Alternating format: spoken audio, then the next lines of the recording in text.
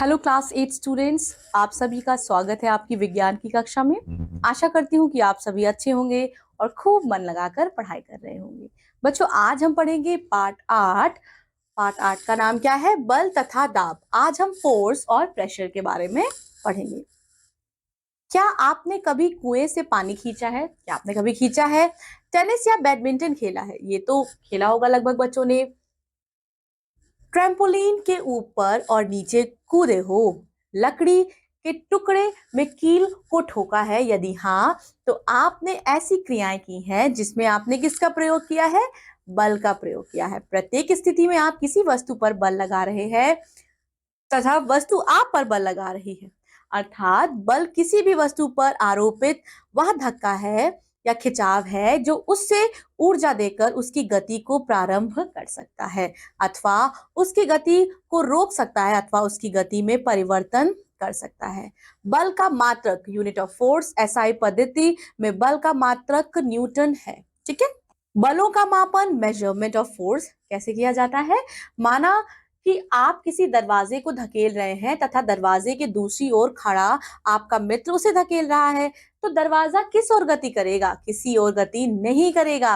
वैज्ञानिक बलों को ऐसे वर्णन जैसे बड़ा, छोटा आदि को विश्वसनीय नहीं मानते, अपितु वे बलों का मापन अंकों तथा मात्रकों यूनिट में करते हैं। बल का मीट्रिक मात्रक न्यूटन है, एन है। ध्यान रखिए कि बल किसी वस्तु की गति को प्रभावित करता है, इसलिए न्यूटन बल का मापन खिंचाव अथवा धकेलने द्वारा एक दिए गए द्रव्यमान की वस्तु में गति परिवर्तन के पदों में करता है।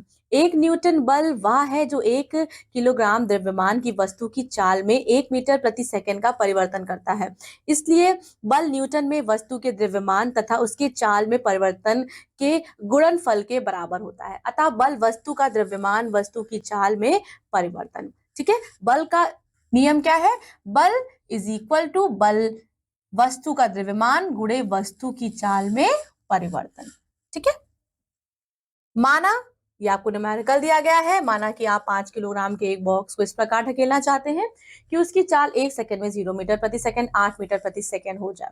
ध्यान से 8 मीटर प्रति सेकंड हो जाए। ध्यान रखिए कि बल वस्तु के द्रव्यमान तथा उसकी गति में परिवर्तन के गुणनफल के बराबर होता है, इसलिए आपको 5 गुणे 8 40 न्यूटन बल लगाने की आवश्यकता होगी। यदि बॉक्स का द्रव्यमान 10 किलोग्राम है तो आपको कितने न्यूटन बल लगाना होगा? तो आपको 10 गुणे 8 अथवा 80 न्यूटन बल लगाना होगा। वैज्ञानिक बल मापने के लिए कमानीदार तुला, स्प्रिंच बैलेंस का प्रयोग करते हैं। बलों का संयोजन कैसे करते हैं? माना कि आप गाड़ी को धकेलने का प्रयास कर रहे हैं। गाड़ी को गति प्रदान करने के लिए आपको गाड़ी पर बल लगाना होगा। यदि आपका बल पर्याप्त नहीं है तो आप अपने किसी मित्र से सहायता मांग सकते हैं और आपका मित्र आपके साथ मिलकर उसे खींचता है और ढकेलता है। ठीक है। ये आप देख सकते हैं। इस गाड़ी को गति देने के लिए एक अकेले व्यक्ति के लिए कठिन कार्य है, इसलिए दोनों व्यक्ति अपने बलों में एक ही दिशा में क्या कर रहे हैं? संयोजित कर रहे हैं। रस्साकसी में बल विपरीत दिशाओं में संयोजित हो रहा है। रस्सा अधिक बल वाली दिशा की ओर गति कर रहा है, इसलिए जिस टीम के बल का योग अधिक है वह विजयी होगी। ठीक है। बलों के प्रकार। अब हम बलों के प्रकार पढ़ते हैं। सबसे पहले पेशीय बल होता है, मस्कुलर फोर्स होता है बच्चों, जो मसल्स के द्वारा हम लगाते हैं। प्रायः मनुष्य एवं पशुओं के द्वारा कार्य करने में पेशीय बल का इस्तेमाल होता है। चुंबकीय, मैग्नेटिक फोर्स जो होता है, जब चुंबक के द्वारा हम बल लगाते हैं तो उसे चुंबकीय बल कहते हैं। तब स्थिर वैद्युत बल, इलेक्ट्रोस्टेट फोर्स, किसी स्थिर वैद्युत आवेश द्वारा आरोपित बल को हम क्या बोलते हैं? स्थिर वैद्युत बल बोलते हैं। एक्टिविटी 1 दी गई है जो आपको अच्छे से पढ़नी है और इसका एक्सपेरिमेंट भी आप कर सकते हैं। अब गुरुत्वाकर्षण, ग्रेविटेशनल फोर्स क्या होता है? ब्रह्मांड में पदार्थ का प्रत्येक कण दूसरे कण को अपनी ओर आकर्षित करता है, जिसे हम ग्रेविटेशनल फोर्स बोलते हैं। ठीक है। एग्जाम्पल है, जब हम किसी गेंद को ऊपर फेंकते हैं तो वो नीचे की ओर आ जाती है। इसका मतलब पृथ्वी क्या कर रही है? सभी चीजों को अपनी ओर अट्रैक्ट कर रही है। गुरुत्वाकर्षण बल तथा गुरुत्व बल के बीच पर्याप्त अंतर होता है और गुरुत्व आकर्षण बल सार्वभौमिक होता है, परंतु गुरुत्व बल वह है, ग्रेविटेशनल फोर्स वह है जिससे पृथ्वी किसी वस्तु को अपने केंद्र की ओर खींचती है। रोचक तत्व क्या है? गुरुत्वाकर्षण, ग्रेविटेशनल फोर्स केवल पृथ्वी का ही एक गुण नहीं, सभी वस्तुएं अन्य वस्तुओं पर गुरुत्वाकर्षण पर आरोपित करती हैं। गतिविधि 2 आपको अच्छे से पढ़ना है, ठीक है, और समझना है। भार, पृथ्वी पर किसी भी वस्तु का भार उस बल के बराबर है जिससे पृथ्वी पर वस्तु को अपनी ओर खींचती है। भिन्न भिन्न वस्तुओं को भार भिन्न भिन्न होता है और किसी वस्तु पर पृथ्वी का खिंचाव जितना अधिक होगा उसका भार क्या होगा, उतना ही ज्यादा अधिक होगा। अब आ जाता है घर्षण बल, फ्रिक्शनल फोर्स। गतिमान वस्तुएं जो होती हैं जब वो अपनी विराम अवस्था में नहीं होती हैं, उस अदृश्य बल को जिसके कारण एक गतिमान वस्तु विराम जो रुक जाती है उसे हम फ्रिक्शनल फोर्स बोलते हैं, जहां एक घर्षण होता है। बल का प्रभाव क्या होता है? बल जो है किसी भी रेस्ट मोशन को, कोई भी चीज ठहरी हुई है, विराम अवस्था है, उसको अवस्था में परिवर्तन कर सकता है। किसी भी चीज को वो, किसी भी चीज की स्पीड को वो तेज कर सकता है। ये देखिए, गति बढ़ाना, गति घटाना। डायरेक्शन में भी चेंज हो जाता है, ठीक है। आप ये देख सकते हैं क्रिकेट के खेल में जब आती हुई गेंद गतिमान होती है तो बल्ले से चौका और छक्का हमारे खिलाड़ी मारते हैं। आकृत आकार में परिवर्तन हो जाता है बल लगने पर। जैसे टूथपेस्ट के ट्यूब, टमाटर, स्प्रिंग, रबड़ की छड़ आदि पर बल आरोपित किया जाता है तो बल उस वस्तु के आकार अथवा आकृति में विकृत उत्पन्न कर देता है, ठीक है। रोचक तत्व, गतिमान वस्तु की चाल एकांक समय में इसके द्वारा तय की गई दूरी होती है, अर्थात चाल तय की गई दूरी लिया गया है। गुरुत्वाकर्षण प्रत्येक वस्तु को भार प्रदान करता है। किसी वस्तु का भार वह बल है जिसके साथ यह पृथ्वी द्वारा खींचती है। किसी वस्तु का भार स्प्रिंग, तुला की सहायता से भी हम माप सकते हैं। जब हम किसी वस्तु के 1 किलोग्राम वजन को हथेली पर अपने रखते हैं तो हथेली द्वारा बल का अनुभव वस्तु का भार कहलाता है। वस्तु का भार जो है वो स्थिर नहीं होता है, यह एक स्थान से दूसरे स्थान पर बदलता रहता है। चंद्रमा के पृष्ठ पर वस्तु का भार पृथ्वी के पृष्ठ से अपेक्षा 1/6 होता है। Contact and non contact force क्या होती है?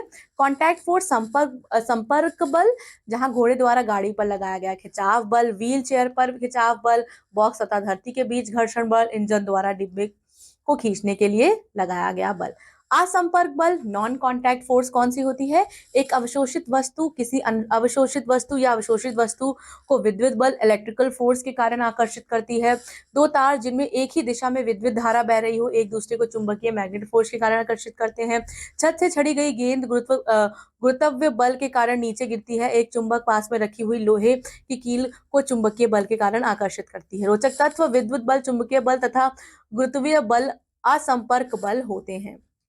प्रेशर, दाब व धकेल पुश है जब हम किसी वस्तु को एक निश्चित क्षेत्रफल पर कार्य करते हैं। दूसरे शब्द में दाब वह बल है जो एक निश्चित क्षेत्रफल पर ही काम करता है। दाब इज इक्वल टू बल बटे क्षेत्रफल। ये बच्चों गतिविधि है जिसको आप अच्छे से पढ़िएगा और समझिएगा। दाब के मात्रक यूनिट ऑफ प्रेशर क्या है? एसआई पद्धति, एसआई यूनिट में बल का मात्रक न्यूटन तथा क्षेत्रफल का मात्रक मीटर स्क्वायर है, अतः दाब का मात्रक न्यूटन मीटर स्क्वायर है। इस मात्रक इकाई को पास्कल भी हम कहते हैं। 1 pascal is equal to 1 newton divided by metre square, अर्थात 1 P is equal to N बटे M square. Pressure in fluids, बच्चों जब आप पानी में दाब लगाते हैं तो क्या होता है? यह बल ही दाब है। सभी द्रव्यों तथा गैसों में यह बल विद्यमान होता है और द्रव तथा गैस को संयुक्त रूप से तरल भी कहा जाता है। तरल पदार्थ द्वारा सभी दिशाओं में दाब आरोपित किया जाता है, नीचे ऊपर तथा बराबर में, परंतु यह दाब तरल पदार्थ की गहराइयों के सीधे समानुपाती होता है। एक्टिविटी 4 अच्छे से पढ़िएगा और इस एक्टिविटी को अच्छे से करिएगा, आपको बहुत अच्छा लगेगा ये एक्टिविटी करके, ठीक है। इसको करने के बाद आप क्या सीखेंगे? गतिविधि संपन्न करने में उपरांत आप स्वयं समझ जाएंगे कि समुद्री जलयानों को धातु, कठोर, मजबूत एवं मोटी चादरों से क्यों बनाया जाता है, ठीक है। मेजरमेंट ऑफ लिक्विड प्रेशर, तरल पदार्थों के दबाव को मापने के लिए एक उपकरण प्रयोग में लाया जाता है जिसे हम क्या बोलते हैं? मैनोमीटर बोलते हैं, दाब मापी बोलते हैं। और यह यू के आकार की एक ट्यूब होती है जिसकी भुजाओं में एक द्रव भरा रहता है। द्रव के तल को तरल के दाब द्वारा निर्धारित किया जाता है तथा द्रव की ऊंचाई एक पैमाने पर प्रदर्शित होती रहती है। अब ये क्या है बच्चों? बियॉन्स फोर्स है। आपने देखा कि द्रव सभी दिशाओं, नीचे, ऊपर तथा साइडों में दाब लगाता है। द्रव द्वारा ऊपर की ओर लगाया गया दाब वस्तुओं को ऊपर उठा सकता है। या बल जो द्रव में डूबी वस्तु को ऊपर उठाता है उसको क्या बोलते हैं? बियॉन्स फोर्स हम बोलते हैं। जब किसी वस्तु को जल में रखा जाता है तो वह जल की कुछ मात्रा क्या करती है? विस्थापित करती है और इस विस्थापित जल का निश्चित भार होता है।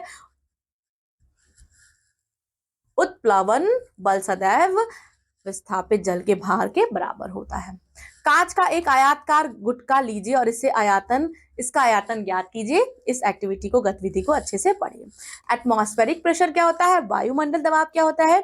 पृथ्वी की जो संपूर्ण सतह है वो वायु के एक विशाल सागर द्वारा ढकी हुई है। वायुमंडल दाब अथवा वायु दाब पृथ्वी की सतह के प्रति वर्ग सेंटीमीटर क्षेत्र में वायु के भार के कारण नीचे की ओर लगाए गए बल की माप होता है और वायु दाब को मापने के लिए वैज्ञानिक एक विशेष उपकरण का उपयोग करते हैं। वायु दाब मापी बैरोमीटर कहते हैं, जिसका आविष्कार 1643 ईस्वी में इटली के एक वैज्ञानिक ने किया था। ठीक है। वायु का दाब सभी दिशाओं में समान रूप में पड़ता है। ठीक है। तरल पदार्थ में किसी गहराई पर पड़ने वाले दाब के समान ही वायु का दाब भी सभी दिशाओं में एक समान पड़ता है। ऐसा इसलिए है क्योंकि ये उदाहरण दिया गया है। उदाहरण के लिए हम कोई खाली तेल का डिब्बा वायुमंडल के अति दाब के कारण पिचका नहीं दिखाई पड़ता। क्यों? ऐसा इसलिए है क्योंकि अंदर की वायु डिब्बे को बाहर की ओर ढकेलती है और बाहर की वायु उसे अंदर की ओर ढकेलती है और ये दाब समान तथा विपरीत दिशा में रहता है, इसलिए एक दूसरे के संतुलन कर लेते हैं और डिब्बा अभिप्रावित रहता है। एक्टिविटी 6-7 इसको अच्छे से पढ़िएगा। रोचक तत्व क्या है? या वायुमंडल दाब अचानक गिरता है तो वायुमंडल के उच्च दाब क्षेत्रों से निम्न दाब क्षेत्रों में जाने के कारण तूफान के आने की इंगित करता है। यदि वायुमंडल दाब धीरे धीरे गिरता है तो जल वृद्धि के कारण वर्षा के आने को संकेत देता है और यदि वायुमंडल दाब स्थिरता से बढ़ता है तो यह इंगित करता है कि जल वाष्प के रूप में जल अधिक घटता है, अतः यह सूचित करता है कि मौसम शुष्क व अच्छा रहेगा। अब स्ट्रेंथ ऑफ एटमॉस्फेरिक प्रेशर हम पढ़ेंगे। वायुमंडल दबाव की प्रबलता को देखने के लिए किसी वैज्ञानिक ने क्या किया था? 1640 ईस्वी मेडबर्ग शहर में ऑटो वन गैरिक ने एक परीक्षण किया। दो खाली लोहे के गोलों को, जिनमें से प्रत्येक में एक हुक था, एक दूसरे से जोड़ दिया और उन दोनों के बीच की गुहिका कैविटी से वायु बाहर निकाल ली गई, जिससे भीतर लगभग निर्वात पैदा हो गया। इसके परिणाम स्वरूप विरोध न गोलों पर अधिक दबाव डाला। गोलों के बाहर वायु का दाब इतना अधिक था कि उन्हें 8-8 घोड़ों के दो समूह द्वार विपरीत दिशाओं में खींचे जाने पर भी एक दूसरे से अलग नहीं किया जा सका। निर्वात, वायुमंडल दाब तथा हमारा शरीर, वैक्यूम एटमॉस्फेरिक प्रेशर और हमारी बॉडी। लैटिन शब्द वैक्यूम का बच्चों मतलब होता है रिक्त स्थान, अर्थात वह स्थान जहां कुछ भी नहीं हो, यहाँ तक कि वायु भी नहीं हो। पृथ्वी की सतह 300 किलोमीटर की ऊंचाई पर वायु लगभग नहीं के बराबर होती है। हम इसे निर्वात वैक्यूम कहते हैं। चंद्रमा पर भी निर्वातन है क्योंकि वहां पर वायुमंडल नहीं है। दूसरी तरफ मानव के संपूर्ण शरीर पर कुल प्रणोद दाब थर्स्ट लगभग 20 मैट्रिक टन है। हमें अपने शरीर पर वायु का दाब महसूस नहीं होता क्योंकि हमारे शरीर के अंदर वायु तथा दूसरे तरल पदार्थ होते हैं जो बाहर की दिशा में समान तथा विपरीत दाब डालते हैं और इसी प्रकार जो वायुमंडल है दाब को संतुलित कर देते हैं। कैसे मेजर करते हैं बच्चों? बैरोमीटर से करते हैं। पारा बैरोमीटर वायु दाब मापी। ठीक है। इसके लिए 100 सेंटीमीटर लंबी पीतल कांच की मजबूत नलिका ली जाती है जिसका एक सिरा बंद होता है। ये आप देख सकते हैं बच्चों। पारे का वायु दाब मापी कैसे बनता है? इसे मुंह तक पारे से भर दिया जाता है, मरकरी से भर दिया जाता है। इस नालिका को फिर पारे से भरी द्रोणिका ट्रॉफ में उल्टा कर दिया जाता है। नालिका को सीधा रखा जाता है तथा उंगली हटा दी जाती है। कुछ पारा नालिका के बाहर द्रोणिक में आ जाता है जिससे नालिका के शीर्ष भाग में निर्वात रिक्त स्थान बन जाता है और काफी मात्रा में पारा नालिका में चढ़ जाता है। उल्टी नालिका में पारे को इस खंड कॉलम का दाब वायुमंडल दाब के द्वारा संतुलित हो जाता है। समुद्र तल पर नालिका के पारे का स्तर द्रोणिका में पारे के स्तर से 75 सेंटीमीटर की ऊंचाई पर पाया जाता है और समुद्र तल लगभग 1000 मीटर ऊपरी वायुमंडल दाब पर लगभग 73 सेंटीमीटर के बराबर होता है। ठीक है। एक वायुमंडल 1 एटमॉस्फेयर अर्थात 1 बार कहा जाता है। किसे? वह दाब जो पारे के 76 सेंटीमीटर ऊंचे खंड काल को संतुलित कर दे। निद्रव्य वायु दाब मापी। सो निद्रव्य वायु दाब मापी ये कैसी धातु का बॉक्स होता है जिसमें आंशिक निर्वात पैदा किया जाता है और इसका ढक्कन शून्यमय होता है, जो सूचक तथा संचरित हो जाता है तथा आंशिक डायल पर घूमता रहता है। ठीक है। वायुमंडल दाब की भिन्नताएं, वेरिएशन इन एटमॉस्फेरिक प्रेशर। ये देखिए बच्चों, आपको ऊंचाई बढ़ने के साथ दाब में परिवर्तन दिखाई दे रहा है, टेबल में आपको दिया गया है। वायु दाब मापी बैरोमीटर का क्या उपयोग होता है? इसका उपयोग मौसम की प्रेडिक्शन, भविष्यवाणी के लिए होता है। प्रयोगशाला में वायुमंडल दाब का ज्ञात करने के लिए होता है। इसका उपयोग ऊंचाई मापने के लिए होता है। एयर प्रेशर का क्या होता है उपयोग बच्चों? इसका उपयोग निर्वात वाले सफाई के उपकरणों में किया जाता है। इसका उपयोग विभिन्न प्रकार के पंपों में किया जाता है। इसका उपयोग स्ट्रॉ पाइप से शीतल पेय पीने के लिए किया जाता है और इसका उपयोग रेलगाड़ियों में दाब ब्रेकों में किया जाता है। वायु दाब का उपयोग टायरों तथा गुब्बारों को फुलाने के लिए किया जाता है। आपका पाठ यहीं समाप्त होता है बच्चों। पाठ का अच्छे से अध्ययन कीजिएगा। मैं आपसे मिलूंगी आपकी अगली विज्ञान की कक्षा में। तब तक के लिए अपना ख्याल रखिए और पाठ को अच्छे से रिवाइज कीजिए। Thank you so much.